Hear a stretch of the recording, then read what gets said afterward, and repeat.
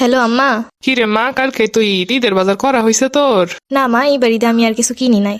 বছরের একটা ঈদ কিনোস না? আমার আগে কস না কেন? আমি টাকা পাঠাই দিতাম ওই দিয়ে কিনতি। না মা, এখনো কিনি নাই, দেখি পরে কিনমুনে। আর বিয়ের পরে এখন কি আর কোনো ঈদের বয়স আছে নাকি? কেন রে মা, তুই যে আগে কত কেনাকাটা করতে পছন্দ করতি, ঈদের আগে তো আমার মাথা খারাপ করে দিতি। আর সেই তুই বলতেছিস ঈদের জামা কাপড় লাগবো না। হ মা, আমারও যে এখন অনেক দায়িত্ব। আচ্ছা, আমি টাকা পাঠাই দিতাছি, তুই কিছু কিনে নিস। না মা, লাগবো না আমার, তুমি ওই দিয়ে কিছু কিনা খাও। হাতে কি মেহেন্দি দিছোস? না মা, দেখি দিতে পারি কিনা। বৌমা কই গেলা? এইদিকে তো রান্না বান্না সব পইরা আছে, কালকে ঈদের দিন সব গুছগাছ করতে হইব তো। মা এখন রাহি, পরে কথা কমুনে। আচ্ছা মা, তুই ঈদের পরের দিনই চইলা আসিস। দেখি মা, যাইতে দিলে যামুনে। ও মা, কালকে ঈদের দিন, কালকে কিন্তু আমার মেয়ে জামাই আইবো।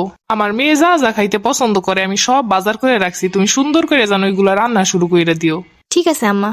মেয়েদের জীবনটা এত কঠিন কেন? ছোটবেলা থেকে এত ঈদে মজা করে আসছি, কিন্তু এত অল্প টাইমে যে জীবনে এত বড় পরিবর্তন আসতে পারে সেটা মেয়ে না